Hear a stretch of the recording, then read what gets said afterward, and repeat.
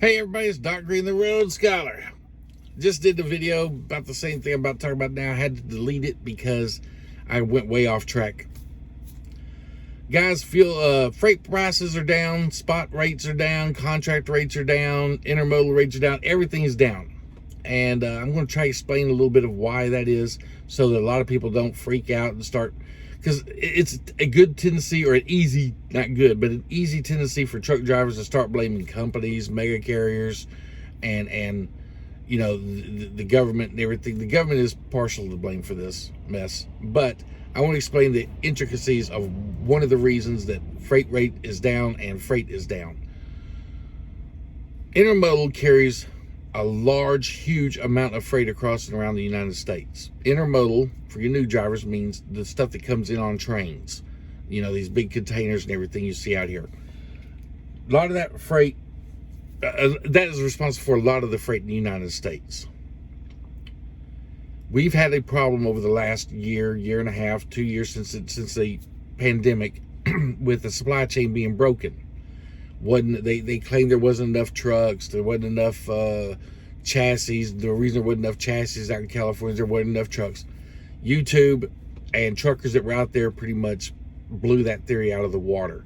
So unless you only got your head stuck in the TV watching CNN, Fox, or whatever these, you understood that there was plenty of trucks, plenty of boxes, plenty of chassis. That wasn't the problem. The problem was the ports getting the freight on and off of ships at a decent pace, and they couldn't do that because all the ports were shut down. Now a lot of people say, oh, we're in trouble because China shut down.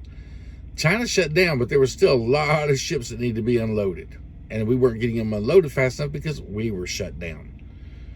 Fast forward to now, that's pretty much evened out now. We're back on par as far as getting unloaded, people at work on the docks and everything, shipping containers, catching up, all that stuff. So now there's only 4 main causes or main reasons for turnaround, box turnaround. When we say box turnaround, we're talking about the chassis going from the rail yard to the customer, getting unloaded, getting back into the rail yard. Here are the 4 things that affect that. 1, are the trains on time? They haven't been. They've been real slow. In the past couple of years, they've been behind mainly because of the ports not being able to get things unloaded. However, that's evening out now, and we can see that if you go to check the statistics, which I know I'm one of the nerdy guys that actually does that. We can see that the trains are getting in and arriving on time a lot more often now. I think we were at a 56, 58% rate. We are now up to about 69% rate. Where we need to be is at least 83%, but they are improving on that. So the next thing that is part of that box turnaround is, can the IMC, which is the intermodal carriers, can they get the freight booked on time to be picked up from drivers? Yes, they have no problem doing that. Plenty of drivers out here. So when they say there's a shortage of drivers, you can tell there isn't, because booking loads to get picked up on time is never a problem. They always able to do that. So that shows you there's no shortage of drivers at these ports and stuff. They can claim whatever they want to. The numbers, you can't change facts. And as long as they're able to book these loads and get them booked out on time, that means there's enough drivers. Then the next thing is, can the IMC get appointments set with the receivers on time? They seem to be doing that. Our drivers can get there. They're setting the appointments on time. Drivers not having a lot of wait time or anything, or detention. So yeah, the drivers are getting in there. They're getting the freight delivered on time. The boxes delivered. The 4th part of the problem is, can the customer or the receiver, and sometimes shipper too, get these boxes unloaded or loaded on time? Mostly it's receivers. That's where our problem is right now. The receivers are not able to get these boxes unloaded in time. They get there, they're supposed to have, I think, 2 or 3 days before the boxes are supposed to be back in the rail yard. I can't remember the exact time. It's been a while since I drove intermodal. But they only have a few days to get those boxes unloaded. Sometimes they only have 24 hours. They'll even do live ones because it depends on the prices that they're paying. But we're talking about we're talking about the shippers that you drop containers, you move out for another load, dropping hooks. They only have 2 or 3 days to get those boxes unloaded and to get them heading back in and get them back onto the rail yard. If not, they start paying detention on those boxes. The problem is these warehouses don't have room for the product that's on these boxes. The economy is crashing, so consumers are supposedly buying less at the stores. So because they're purchasing less, these boxes are staying full on these yards longer than they're supposed to, and the companies are spending money, $150, $200 a day, to keep these boxes full of product because they don't have any room in their warehouse. Now, of course, that costs the receivers more money because they have to pay the rail more money for the boxes. So that hurts the economy. They think it's cheaper. They look at it as cheaper to rent that box and keep their product on there than, because actually it's the only option they got. So they're spending extra money for that. They're bringing in less money from the consumers because consumers aren't buying the products, and they're not getting the boxes unloaded on time, which means we can't get the boxes back to the rail, which means they can't get back out to the shipping ports to get back overseas to get more products. Now, I know everyone says the consumer, it's going, the consumers are not buying as much because the tightness of money.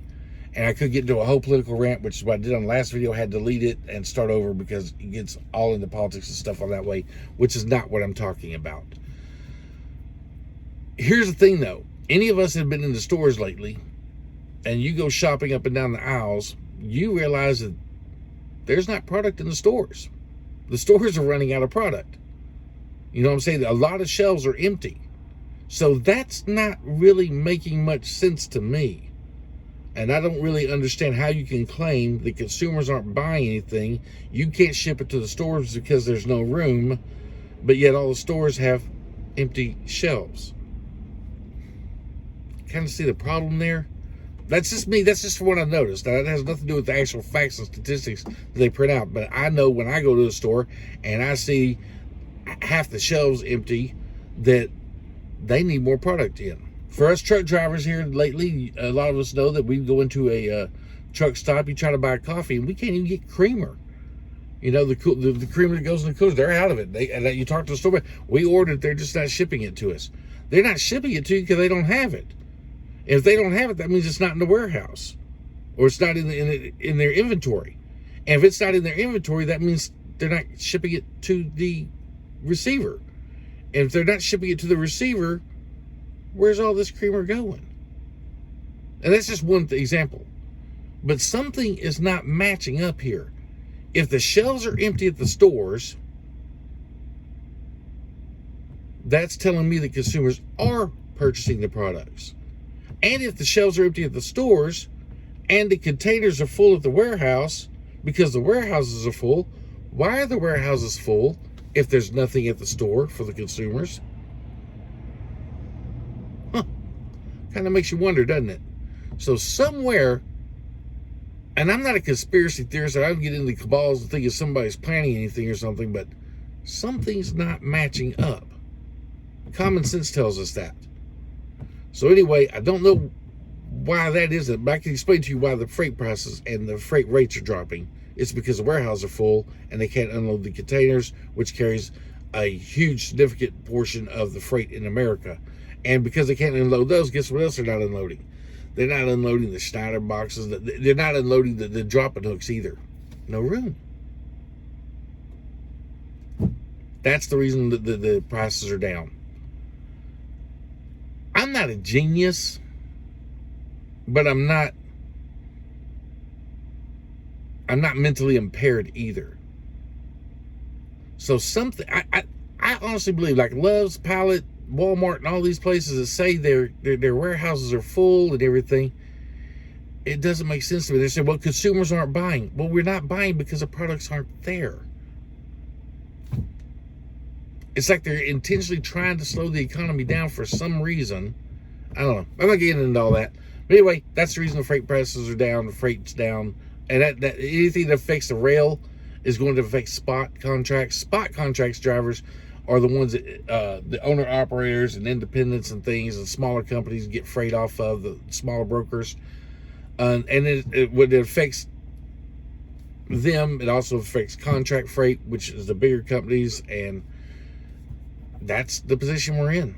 So until somebody can figure out what's happening between the empty shelves and the warehouses, we're just going to keep going lower rates. Talk to you later.